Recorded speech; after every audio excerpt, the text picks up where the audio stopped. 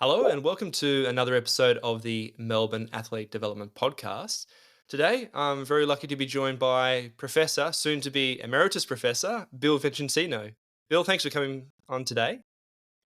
Oh, thank you. Thank you very much, Jack. And especially since without training you beforehand, you got my surname spot on. So you're off to a winner.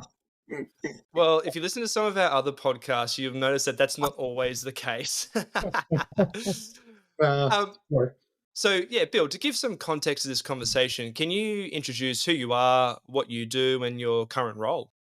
Yeah. So my current role, I'm retiring in 2 weeks' time, but my current role is I'm a teaching and research academic at the University of Queensland, which basically means I share my work, teaching and research. How I got here, I graduated as a physiotherapy some 44 years ago. And I've done the bachelor's and graduate diplomas and masters in magnificent sports. And 2000, I got my PhD at UQ. Since then, I've earned something like 30 million or a little bit more in research grants, published over 400 research papers. I know these data because I've had to apply for a grant recently. My Hmm. field weighted citation index is 2, which means I get on average cited twice as much as the field. Um, so that's kind of my research side. We'll talk more about what I do in my research. Hmm. I'm at UQ. I'm a director of the master's program, the specialty master's program in sports and musculoskeletal physiotherapy. I run a research unit and all the things you expect an academic to do. So I'm essentially academic. I started off in private practice. I did a year in hospital and then been in private practice since then. So I'm a musculoskeletal sports orientated private practitioner, clinician scientist, you might say. Mm. Wait, on that note, you mentioned about the training you've done, which includes doing, you said your master's in manipulative therapy, correct? Mm.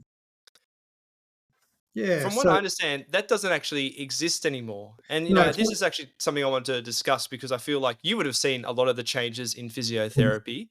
And one of the transitions is the emphasis or lack thereof potentially on manual therapy. And I think that's even reflective of the fact that there is no Mm. such thing as a master's of manipulative therapy there. So Yeah. I'd be interested to hear your thoughts about that and looking at the changes within our profession.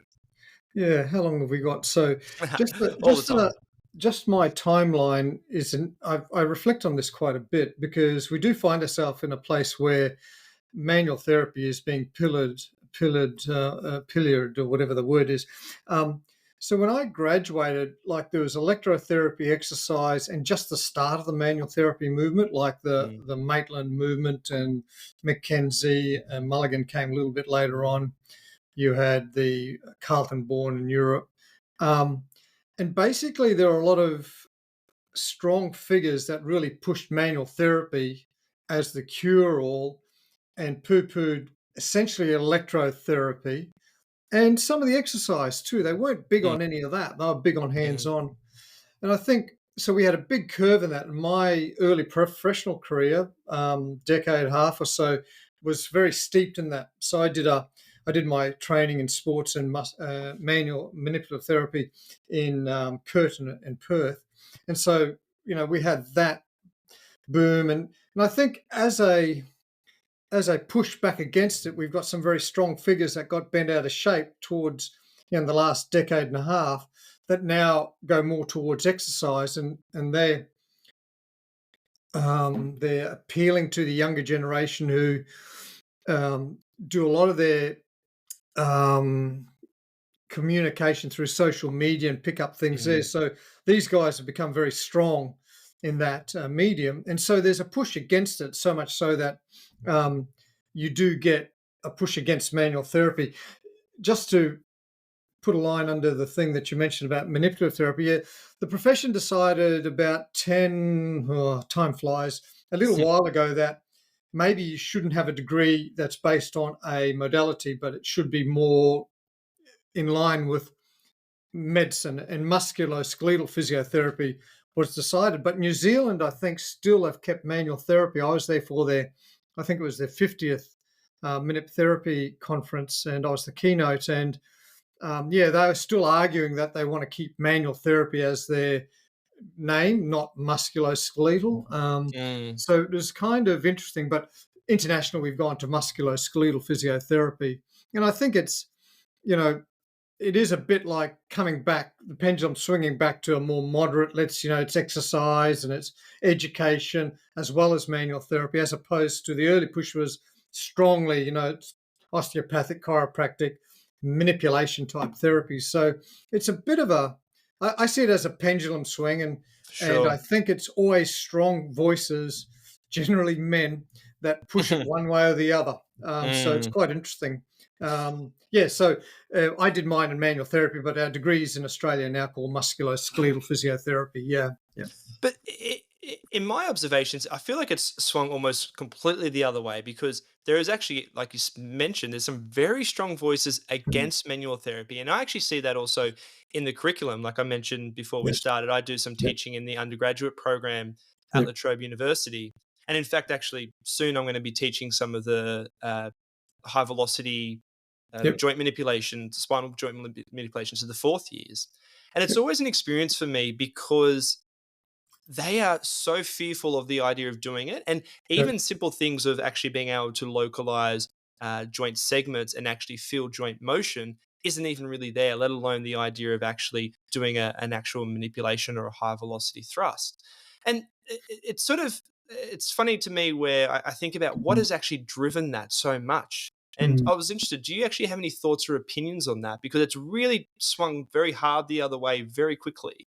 Yes, yes. Well, I think it's very easy to criticize any physical therapy, all of them. And so, manual therapy, the basis of it is palpation and dexterity and skills in that regard. So, when people have studied this, it hasn't come up that favorably as being by itself a very good way to localize a person's area of concern. And so people take that as, well, it's no good. Why do it? And then you only need to give beginners an ounce of that information because Mm, it's friggin' hard to do. It's hard to pick up. mm, It's hard to yeah. sense through your fingers. And so if you're not convinced that you're able to learn that skill, it's going to be a lot harder to teach them. And once you don't do that, well, then a whole lot of physical therapy skills go out of your reach quite considerably. All the manual therapy skills. If you don't feel if you don't have an understanding of what you're feeling when you put your hands on someone's body, um, well, then you have a real problem with doing anything when you put your hands on a person's body. And so Mhm. yeah, it's no wonder then the students are going, minute 5, 6 upslope in the cervical spine. Yeah, well, I don't even know. Well, that's the other thing. The anatomy skills are probably not as good as they should be, and Mm, it's kind of insidious to an extent. But yeah, it is a challenge. I hear this. I don't teach the entry level programs. I teach the postgraduate programs, and most people that come along to that come along to improve all their skills, not just exercise or that. And so the undergrads, in some areas, they're having some similar problems. I'm hearing from staff at meetings mm. that they're having this conundrum of how to manage this. And students these days. They're different humans than what they were 10, 20 years ago. Quite different. And I think COVID really shook everyone all up as well. So, Yes. we're dealing with a bit of just the way people feel about themselves and their confidence levels and all that is probably the opposite to what you want healers to feel or be Well, like. and the other big shift I see now, and I mean, we can look at this for better or worse, but I feel like there is an over intellectualization of supporting everything that you do. And Mhm. and social media is certainly guilty of this as well, because you have certain voices who Yeah. will tell you about all the research and all this. And this is not to suggest that research isn't important. In fact, we're obviously going to talk a bit about your research in the Mm. conversation. But I feel like there's sometimes a difference to talk about what the research does or doesn't say versus what actually seems to work clinically. Because as you mentioned, like for a lot of different physical therapies, sometimes the research is pretty scarce, even though actually clinically we may do things because we find that Yep. anecdotally at least it's very useful. And sometimes there's a bit of a catch up with how research needs to help support or what we actually do clinically already. And that's also one of the other big concerns I have of it's one thing to say something; it's another thing to actually see that in practice and see the Yeah. actual effect of that particular belief. I, yeah, I think there's a real need for clinicians to really understand research and evidence Mm, because, and I'm including the social media pundits that are seen as experts because um, science, a bit like clinical practice, is a lot about managing uncertainty and the hmm, probability of things happening or not happening and being true or not true. And so to be black and white on many things is very fraught. I think that's where issues really raise their heads between clinicians and researchers, and now we've got this other thing in between. Is that it's rarely ever black and white, rarely ever black and white, and that if you look at an RCT, and we'll talk about some of my work, the data shows this as a group, but then you've got to take it one step back and really think of how you're going to apply that, what it means to your observations as a clinician in a clinic with a patient. So that gap, I think we're probably closer. I think we're talking about it more than we used to. There used to be a time early in my days where there was a big chasm and people used to be worse than what they are now. It's just that we didn't have social media to hmm. amplify it. I think we're realizing there's a gap and that there's got to be some goodness from both sides we can use. Um, and we've got to be very careful about black and white, like um, being dogmatic or really it's either this way or that way is very difficult to argue for very many things on a logical scientific grounding. So um yeah, Well, yeah. can you actually elaborate on that? Because, and this is a personal peeve I have, is the term evidence-based practice is used all the time, and most people, when they say evidence-based practice, they're using it synonymously with, is there high quality research to support this? Mhm. Which doesn't really fit in with the concept of evidence-based practice. And I'm interested to hear, how do you think we actually need to approach applying research into clinical practice? Because what you're alluding to here is having a bit more nuance about thinking about the results from a study and not actually applying that verbatim to clinical practice. Yeah, the clinician needs to know more about research and the fundamentals of research to understand a research paper, and I think we do that better now than we did 15, 20 years ago.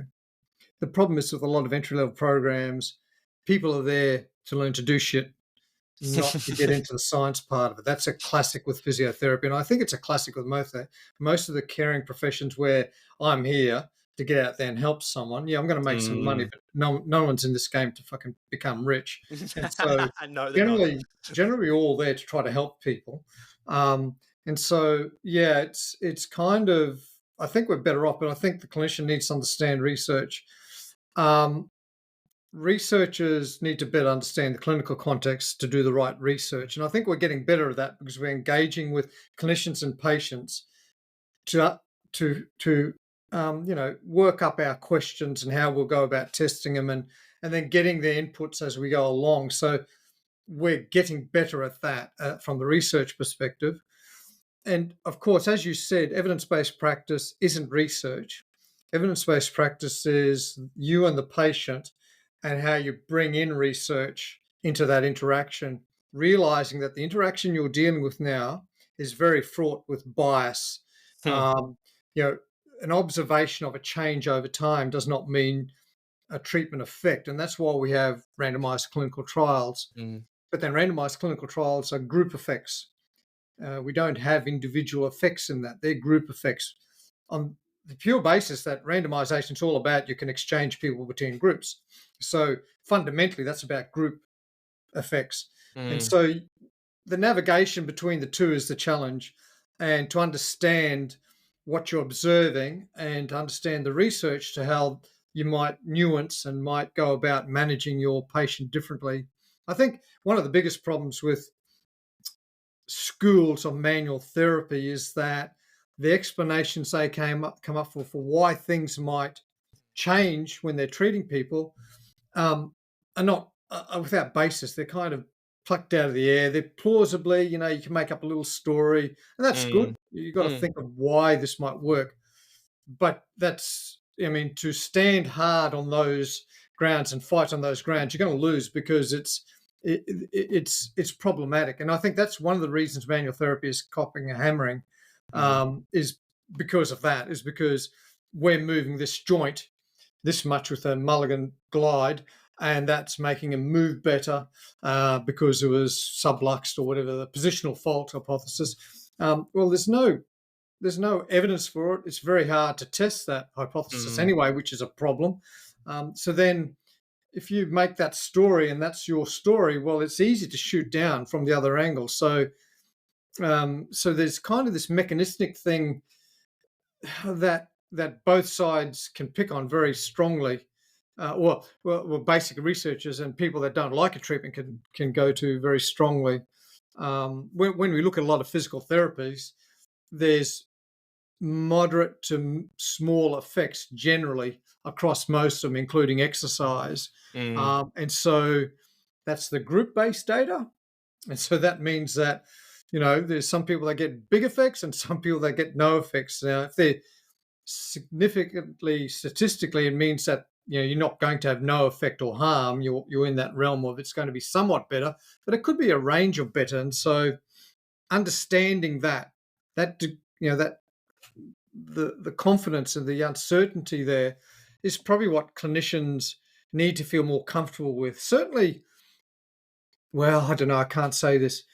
Clinicians deal with uncertainty in clinic in a number of ways. We all want to control our lot in life, and so we build stories and narratives that are economical for us to use with patients. Patients keep paying, they keep coming back. So it's a positive feedback loop until someone on social media says that's crap. And then you start schisms coming in, and then you're shaken a bit. So it's a interesting game. I think it's very interesting. I don't have an answer. No. Don't be looking for me for answers, but I think the challenge is that gap between what the research is showing and what you're observing in clinic, Mm. and understanding the pros and cons of both sides of the argument helps you navigate better. And it's all a good clinician is someone that can reflect backwards on the encounter with the evidence in mind to then moderate or modulate their thinking going forward and how they will develop as a clinician. Yeah, and it's funny you say that because I think sometimes people underestimate some of the human psychology and like the things that you alluded Mm. to, you mentioned, the certainty. Yep. And I think humans like to deal in absolutes too. It's either good Yep. or it's bad. And the reality is you could have two patients who have very similar presentations and diagnosis, but have very different responses to a particular Yep. intervention. And again, like there's part of the nuance within research itself because it's about getting a group average. It doesn't necessarily Yep. give you an indication of the individual response. And there's probably actually a good segue into some of the research you've done into Mhm. lateral elbow pain, because Yep. I know for me clinically, I see a lot of variation in the response people have to different interventions from lateral elbow pain, and particularly like the prognosis. And so that's probably a good question to start. Why do we actually see? Well, maybe we even start with what is lateral elbow pain, and why do we actually see so much variation in the prognosis of someone that presents with lateral elbow pain? So lateral elbow pain is pretty broad, although it's specific to the outside of the elbow. Um, Predominantly, if you're looking at someone that's got an insidious onset, no injury mechanism, they haven't reached out and grabbed something in that, we're probably looking at some tendinopathy. Mhm.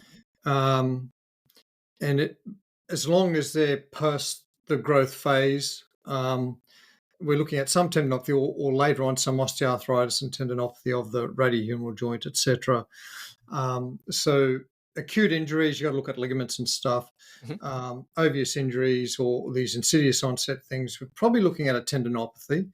Mm. You've got some differentials which I don't think are that hard to find, but you've got radial nerve entrapment and like you've got some radial head humeroradial issues, which osteoarthritis and just injury previous injuries and stuff like that. But generally, we're looking at tendinopathies, and sometimes they're ruptures, and those people normally present more severe pain and don't respond.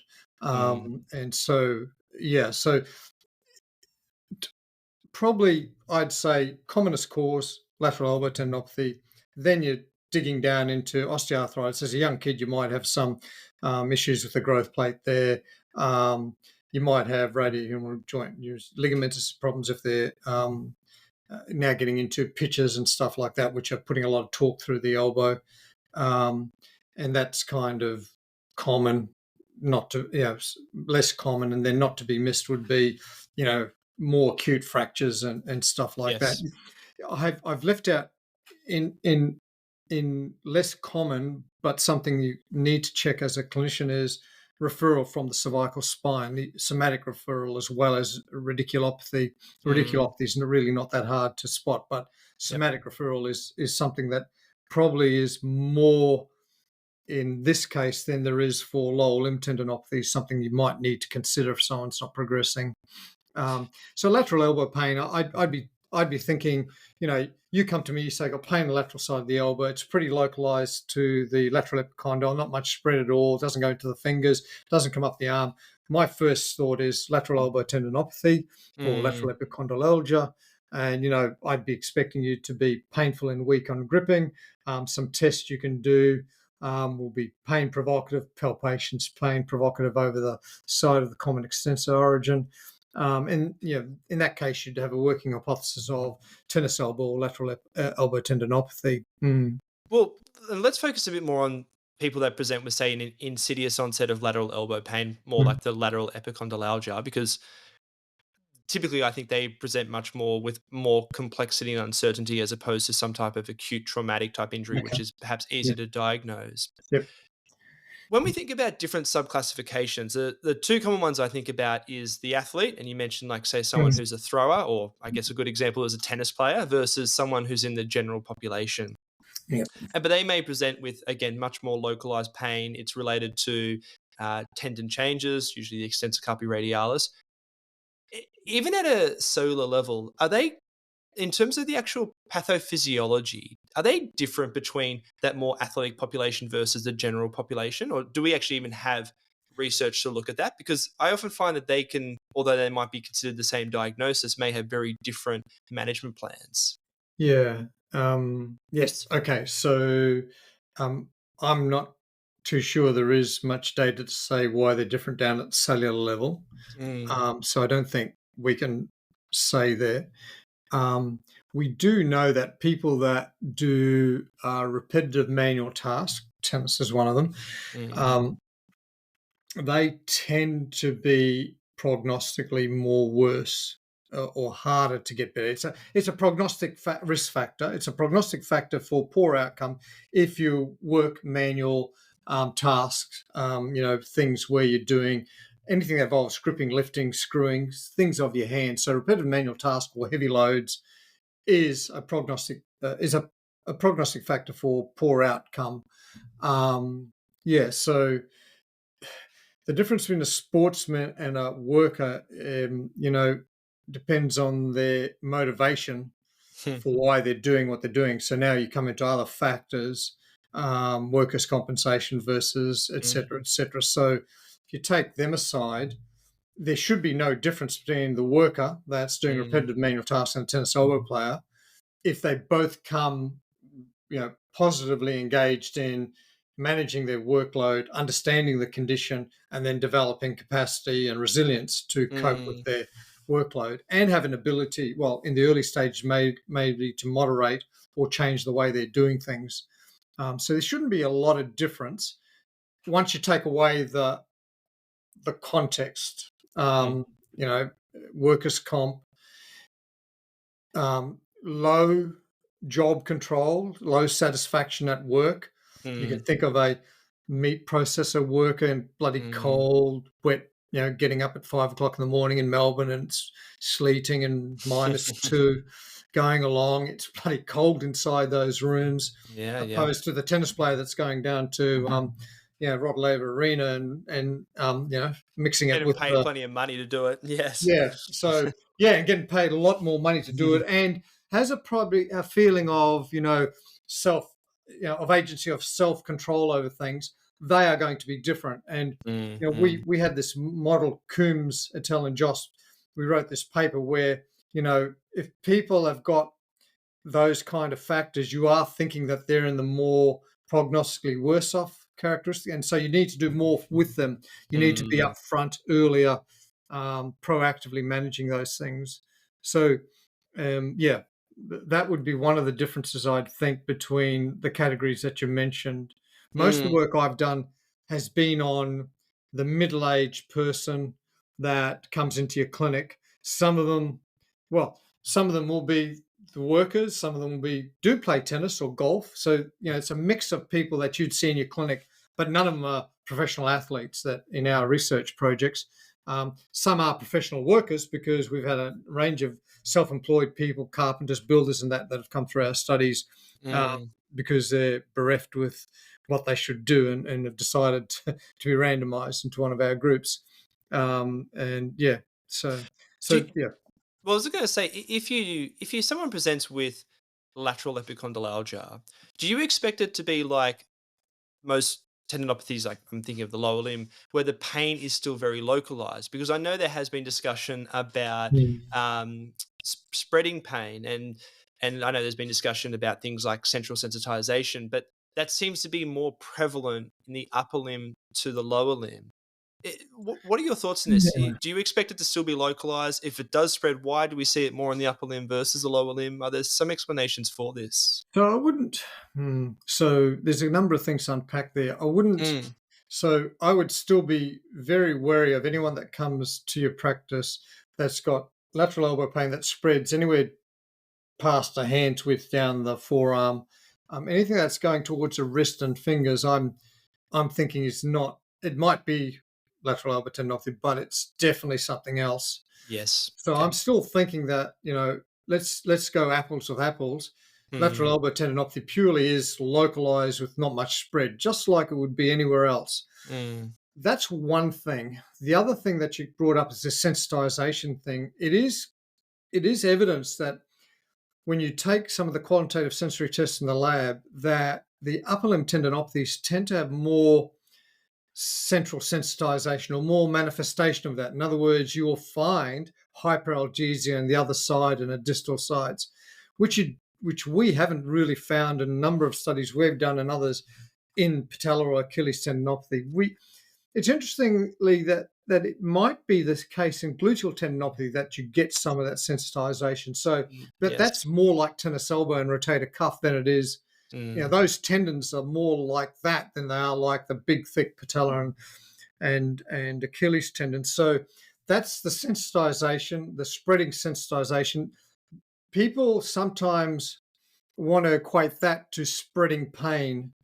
Not the same thing, because those people that we've tested in labs that we get increased hyperalgesia on the other side, they don't have any pain on the other side, right? That yes. we Okay. we put them out of study because they've only got unilateral pain. So Mm, so that's they're two things that need to be unpacked that I think people morph together and get a bit confused. The other thing is that if you do have a patient that comes to you with lateral elbow pain and neck or shoulder pain, even if it's localized or spread, those people are prognostically worse off. We've got data. Vienna Vivan, a recent PhD student of ours in the process of publishing this, and Schmidt a long time ago. Prognostically, if you've got someone that's got tennis elbow as their main thing, they've come to you, it's my elbow, I don't want you to see anything else, and you ask them, are you getting, oh yeah, I get some shoulder pain and I get some neck pain, but their major concern and their major problem is the elbow pain, those people are prognostically worse off. They tend to be harder to get better. They're, after 12 months of following up in RCTs, they're the ones that are not as good as the ones that didn't have that. So like there's about three things to unpack in that, and mm, it's all mm, to do with areas of pain.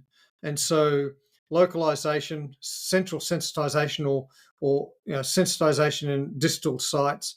And then there's this thing of concomitant areas of pain, which may involve some spread, how do you define spread, but they're definitely in Mm. different areas of the body.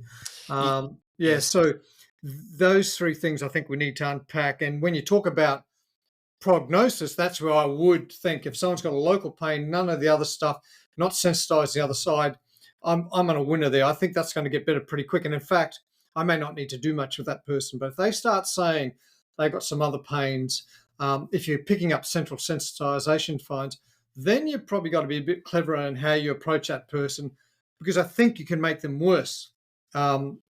Apart from trying to make them better. I think if you Mm. provoke them, if you're really aggressive with them, especially lateral elbow pain patients, you are likely to just ramp things up. You've just got to be a bit sensible about modulating the nervous system in those people.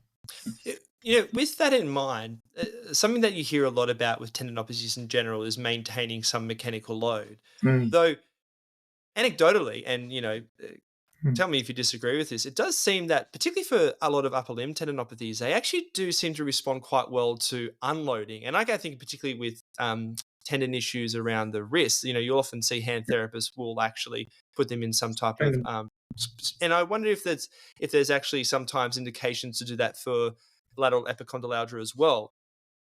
I have a sports centric approach to this is, and that is you you keep them active Mm, and deload the local area to the minimalist extent.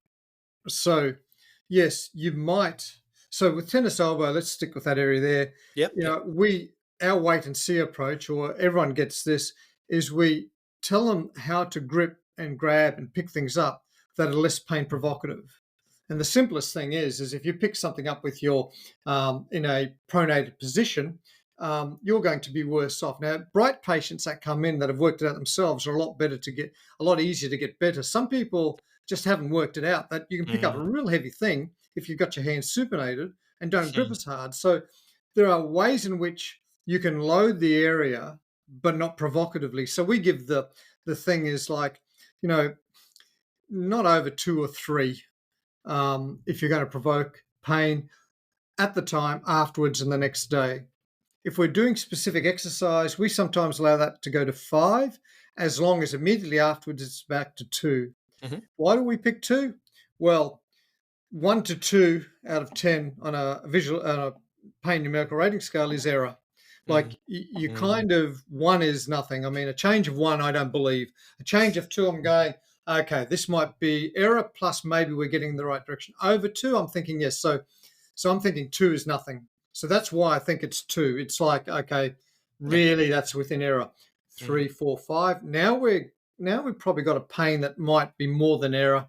And so now definitely over 5, you're probably dealing with something that's real, not within error. And I'm not saying it's in their brain or they're making it up. It's just that measure. I mean, I've had a lot of chronic and persistent and acute pains. mm, That 0 to 10 scale is not easy to apply, believe you mm, me. mm. I've had patients tell me it's not easy, and I understand from a patient perspective. So, yes, deload. So there's a commonality of keeping them loaded to the extent that doesn't provoke it. And I think that's the case. Mm. Where it differs upper limb is that in the lower limb, it seems you can provoke a lot more. So Achilles and patella tendon don't seem to mind being provoked to the 5 mark. Whereas with the elbow, there's not many people that you provoke to that level that aren't really ramped up. Uh, yeah. It's funny you actually mentioned about the visual analog scale. I feel like actually in Australia, people are very adverse to give you numbers. Actually, the amount of times I ask people for a 0 to 10, they go, "Oh, it's bad." I'm like, "Well, could you give a number?" And they're like, "Oh, uh, it's really bad." Yeah. Okay, but Yeah.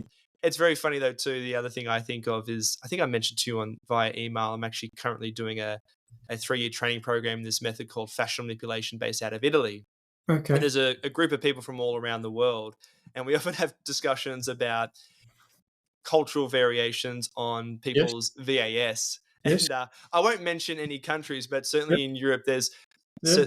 very strong. Yeah. beliefs around certain countries having a much Yeah. lower threshold or higher Yeah. threshold than Well, others. I'm Italian, and I'll tell you, we'll rate high, and Yeah. the Well, Scandinavians will rate, the Dutch will rate, they've got to be dying before they rate 2 out of 10, whereas the Italians are 10 out of 10 before they've got an ache. Yeah. that's what the Europeans over there tell me the exact same thing, including the Italians themselves. Oh, yeah, yeah, yeah. Very expressive, the Italians. Is there a role for manual therapy for tennis elbow? So, this is what we researched. So I would say yes. Mm, Um, with the caveat, our research was we did MWMs with exercise. The yes. MWMs at the elbow can be done by the patient. So pretty soon after the clinicians worked out, yes, this is a good MWM. In other words, you relieve pain quite a bit, and it's related to their gripping. The MWMs are with grip. Um, so we did a combination, I think, 6 visits over 8 weeks, or was it 8 visits over 6 weeks? And there's papers that I could give you that you can put up on your site. But basically, that speeds up the rate of recovery by about twice compared to wait and see. And wait and see is just like I said before, explain to the patient what the condition is, that it's nothing really sinister. It does tend to get better. These are some things you do need to keep moving. If you immobilize it, it's going to go backwards. You do, but don't really provoke it, and just gradually challenge yourself. So Mm, that's wait and see. And wait and see, by about 6 months, you got 60-70% of people saying they're better.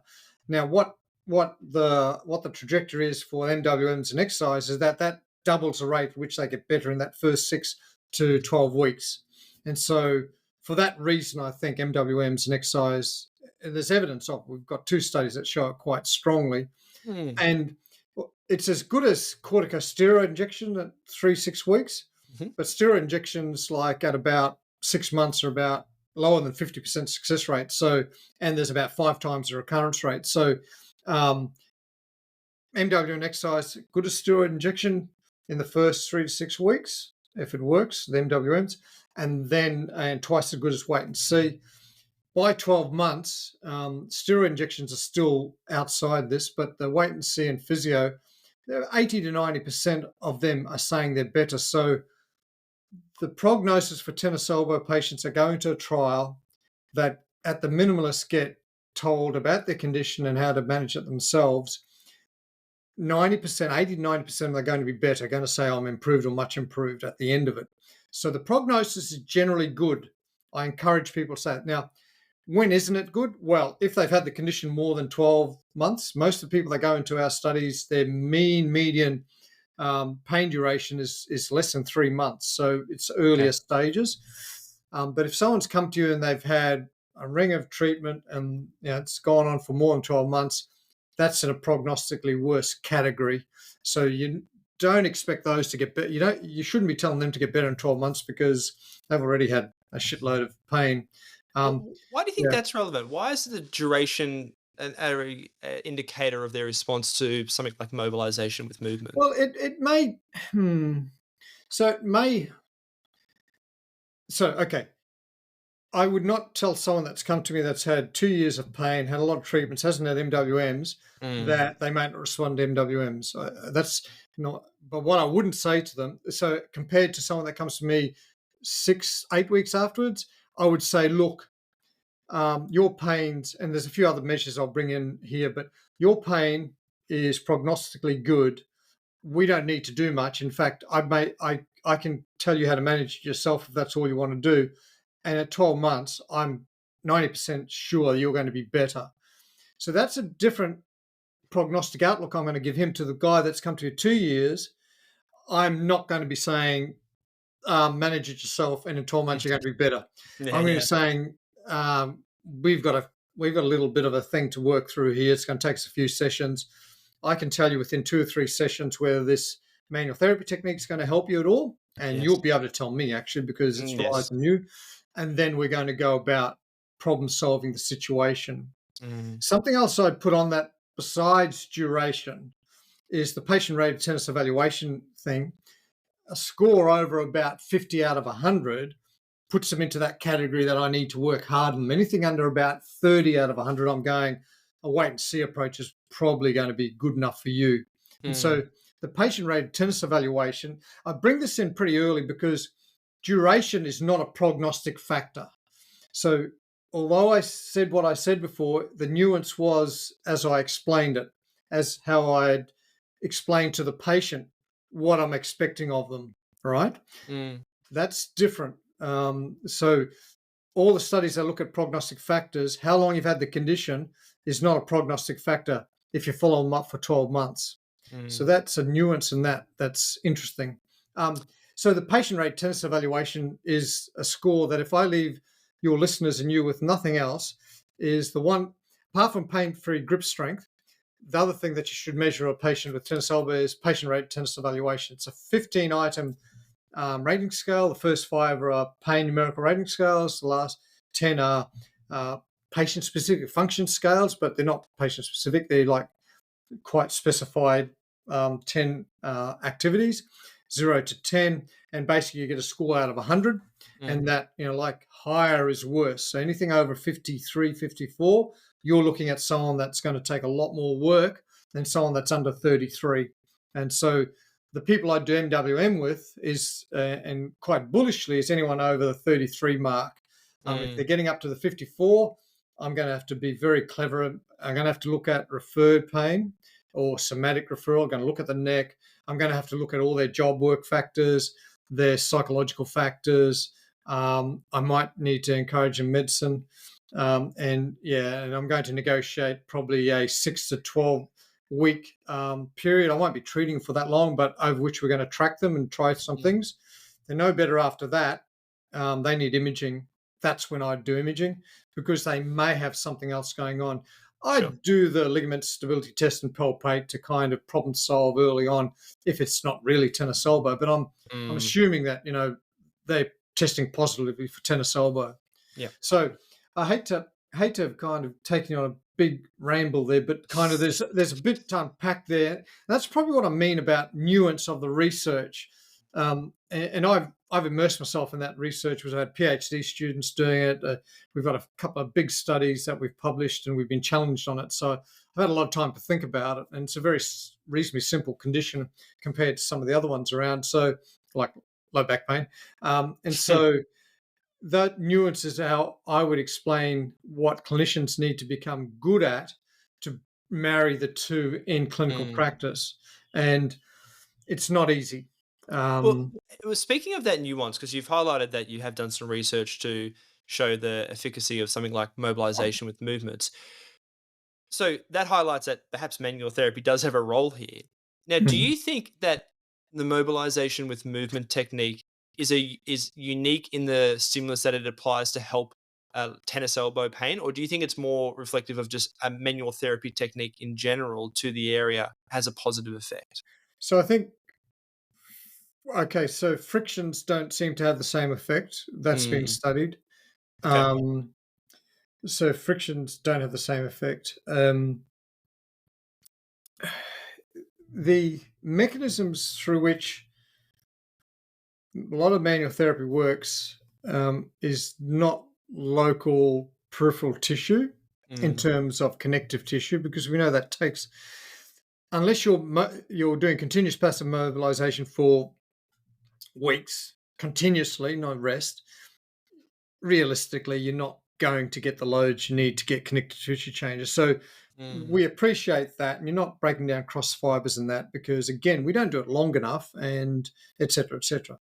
So I think we're dealing more with physiological, probably neural, central nervous system changes, either locally or centrally, like the whole gamut, peripheral and central. mhm, Now, the manual therapy techniques that I've studied are ones which do large afferent inputs, minimal pain provocation. Those, a number of studies have shown, are non opioid in nature.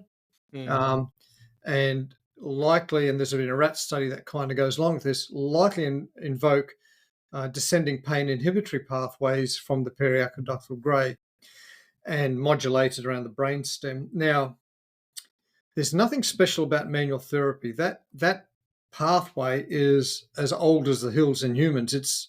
it's homeostasis. It's like fight or flight recuperation.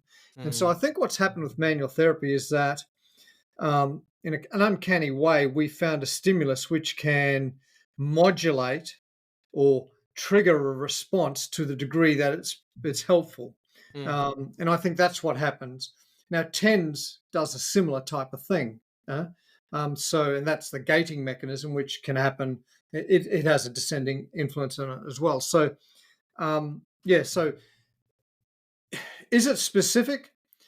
What do you mean by specific? It evokes a response which is innate in the human, and mm, I dare say certain exercise does that as well. Now, the system I talked about is a non-opioid system. There are opioid responses as well. Now, if I did friction massage or I did a technique which is really strong, a Mills Manip or like some of those hard things, they're probably opioid mediated responses, and they work differently. And you can do with TENS, you can have non-opioid and opioid mediated responses depending on the parameters you engender. So there is a bit of specificity to it, but it's mm, not like this. It's not like drug X does a coenzyme XY and it only does that and mm. nothing else does it. Yes, Yeah, yes. it's kind of like there's a system in the humans, and these stimuli stimulate it. Now you can stimulate it from a number of different ways. Mm, So that's my take on it, and in kind of in a very just in a talk through fashion. I mean, I've got mm, slides and it's mm. written and a bit more complex than that, but essentially, yeah. Well, actually, there's two things I was going to say, and this is don't want to go too off topic at the moment, but you talk about changing the connective tissue. A lot of the work that's coming out of the Fascial Manipulation Institute that I'm doing this course with, because they do a lot of research themselves, is actually about changing the loose connective tissue between the layers of fascia. 'Cause that seems to be much more adaptable and responsive to certain mechanical stimulus, as opposed to like changing the actual collagen density or orientation. But the reason why I asked the question too about the mobilizations with movements, because it makes you think, can we start to um, transfer some of the findings from your studies into other areas of the body, whether we're thinking about rotator cuff tendinopathy or obviously lower limb tendinopathies. But then it makes me think, can you actually apply mobilization with movements to that area? And is it actually going to have a similar response? Because obviously there's unique anatomy to lateral elbow pain and the radiohumeral joint. Yeah, I think the short answer is no. Mm. The longer answer is suck and see. Um, and the suck and see is basically if you do, let's just do a simple thing. You've got a rotator cuff related shoulder pain. The diagnosis there is just a fucking nightmare to start off with. But let's just say, we're Yes. assuming it's a tendinopathy, and you do a bit of a glide and they move a lot more freer. They can do it with weight before they couldn't do it with weight. Well, what's the harm in using that as a treatment stimulus as long as you don't over pathologize it and make bullshit excuses for it and get them I moving was so going to that say, then they give them can a walk. window to apply Yeah, mechanical load. Yeah, yeah.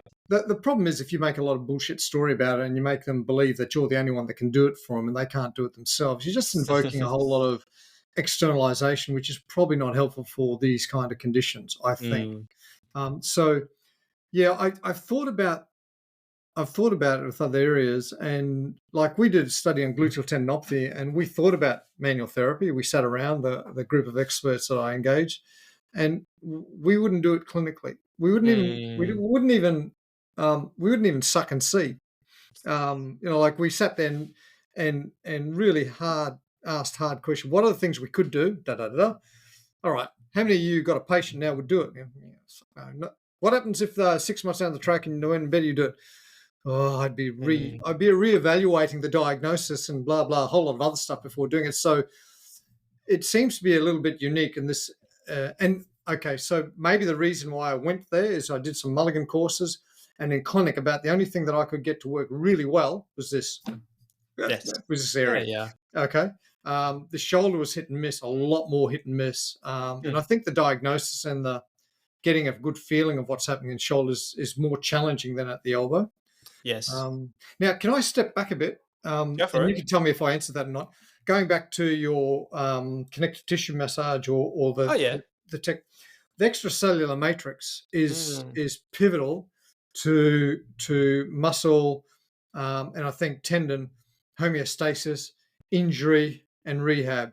mm, And I would not discredit manual therapy of whatever regard having some influence on extracellular matrix, mm. which is the stuff in between the collagen fibers and not Yes. the cells.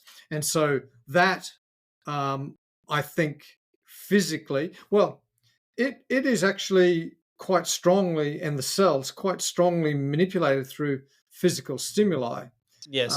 And so, to the extent that it's pain relieving or it changes connective tissue synthesis and then strength, yeah, I don't know. I think you'd have to have long enough stimuli periods to get there, but that's another thing. But the extracellular matrix is what I'd be thinking about there. And yeah, Yeah. Well, and look, we can talk about as much as actually I guess we like, but yeah, the and this is going into this concept of how does fascia influence the neuromuscular system, and part of this is about understanding that within the deep fascia, so like the aponeurotic fascia or the mm, epimysium, it's very highly innervated in free nerve yeah, endings that itself can actually be nociceptive in nature because they're polymodal, but they're also um, very mechanoreceptive and seem to have a lot of input for proprioception and mm, influence sensory motor control. And actually, I don't know if you've read the study that Paul Hodges was involved in. He did a publication a couple of years ago. I think it was with David Klein and that group.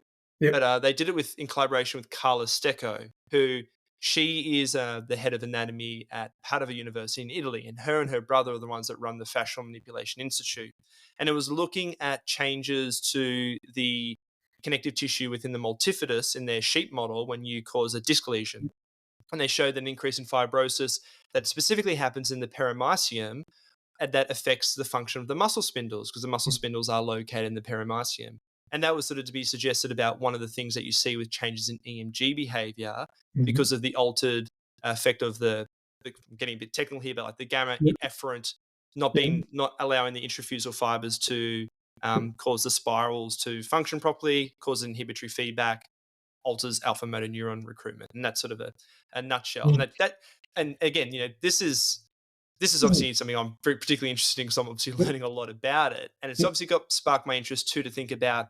Do we need to be a bit more nuanced with manual therapy about thinking about different types of techniques and the influence that it has on the periphery, and perhaps some of the peripheral changes we don't appreciate because uh, I guess the way that we have quantified changes within the periphery haven't maybe picked up some of the things that may be happening.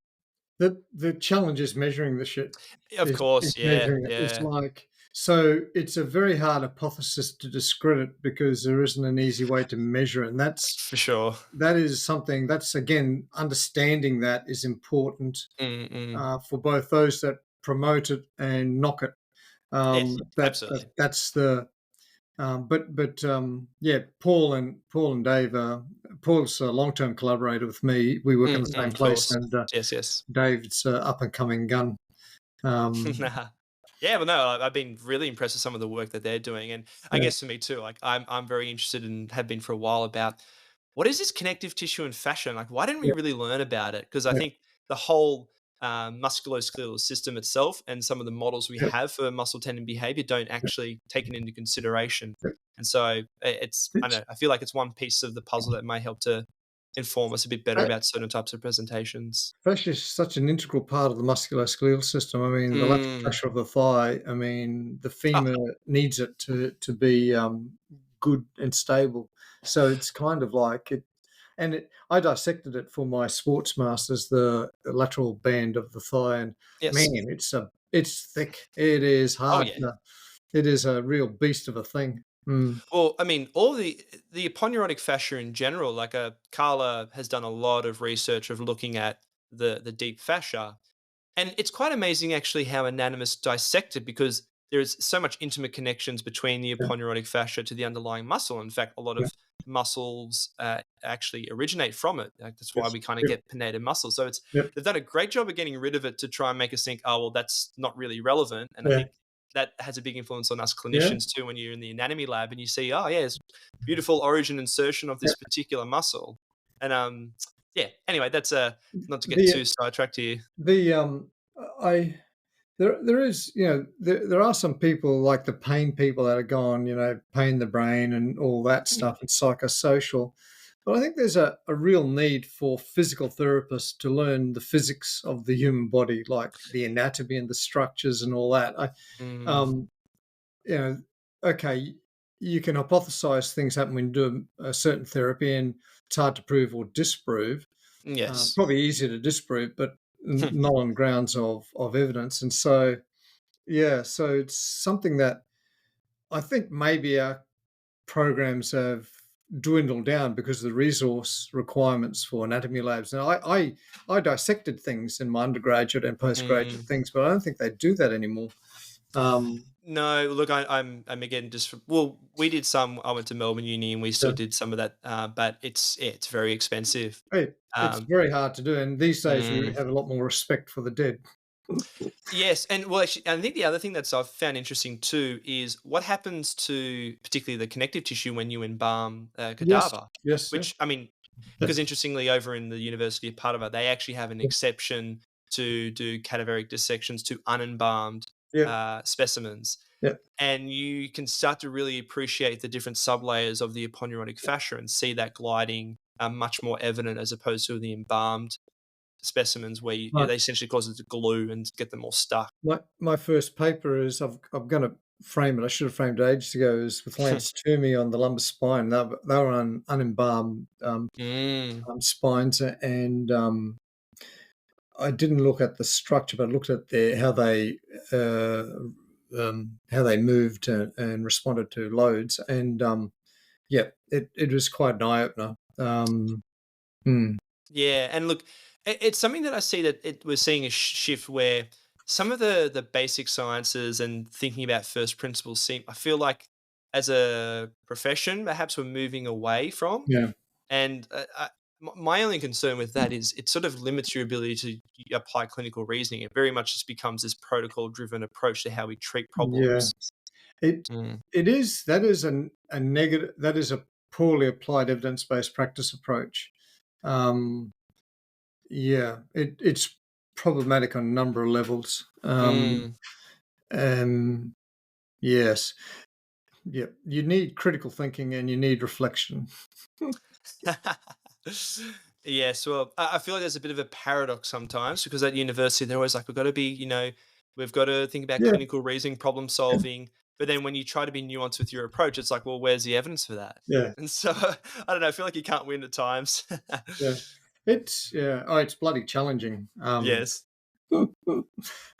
Yeah, But what I mean, you mentioned Bill that soon to be going to a well, somewhat retirement. You're going from a into an emeritus professor position, and as you were mentioning off air, that obviously gives you a lot more flexibility to really focus on your research. What are you working on now? Where do you want to go with the what you focus on as you go to the next so chapter of your life? so I've done work in patellofemoral pain and ankle OA. So there's a couple of gun associate professors, young ones. One was my PhD student. The other one's a colleague of mine, Michelle Smith and Natalie Collins. They've got Which MRFF. I'm actually having Natalie on straight after this. Excellent. So, Yes. so I'm helping out with them on some of their projects Mm. and their PhD students. Um, the there might not come anything of this, but we're applying for. There's a quantum grant here in Queensland. It's gone big time, and so we're looking at how. And Paul Hodges and really bright people are leading this. I'm one of the team. Um, we're looking at whether we can use magnets and quantum physics to measure muscles, because there might be some advantages that overcome some of the EMG disadvantages. And so Mm. that's one area that is on the radar, is Oh on the wow. books that we're looking at. Yeah, and the other big thing that I'm going to spend a lot more time on with Vienna is, and some of the others, is single case N of one study designs, which I believe are a way in which clinical practice could possibly go. Mm. Seeing if we can get some funding to apply them. And I'm going to take a little bit of time off, visit my grandkids Yeah, of course. around the world, and then come back and we'll probably see how enthusiastic I am, but we'll probably get stuck into that. Yeah, Mm. great. It's always interesting to hear, Bill, about what people we talk to like to do outside of their professional practice. You know, are you someone who has any particular hobbies or interests that you pursue or are pursuing at the moment? Um, I'm the opposite to my wife. I don't have that many. My wife's got 1,001. So we've got a big house, and it's filled with all her art and weaving and stuff.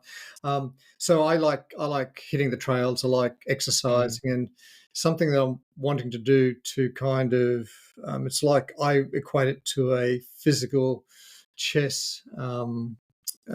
Physical chess is Brazilian jiu-jitsu, which I've just started about 6 months ago. Oh yeah, great. Very, very stimulating, challenging thinking of strategy and how to move in it. And it taps into the periaqueductal gray and the lower brain stems, which are being choked out and killed most of the time. So I'm doing that as part of my physical fitness and mental fitness, just to stave off the old mental decay, which is inevitable in us oldies. So that's one thing I'm taking. But I love trails. I'm gonna do a lot of trail. I've got a Yeah, couple of great. kelpie dogs, and we go out in the trails and run up and down creek beds and jump around and stuff. Mm. Yeah, great. Are you someone who is active on things like social media? If people want to follow the research Oh that you're yeah, doing, or I'm on. I like Instagram because I'm yeah, a visual person. So I'm Bill Vicenzino on Instagram, and I'm on Twitter at Bill Vicenzino. I hmm think there's an underscore between Bill and Vicenzino on one of those. yep. Um, I can't I'm imagine there's too many Bill Vicenzinos around, so they should be able No, to find it. there aren't too many Vicenzinos, and we're all generally related, I think. Yeah, Yeah. Well, look, Bill, thank you very much for coming on. It's been a really interesting discussion. It's always good to get someone like yourself who's actually been through the different evolutions of physiotherapy to be able to reflect on some of the changes that we see. Because I think that's something that a lot of particularly young clinicians don't see where the profession's come and where it's going in, and for better or worse, really. I'd like to thank you for saying I'm old in a very nice way. Thank you very much. Wise, I would say, Bill. You've Wise done it very well, mate. beyond your years. You've done it very well. Thanks very much um, for coming on. No, pleasure. And for our listeners, please do like, subscribe, do all those things on YouTube, whatever podcast platform. It really does help us to share our message and reach more viewers.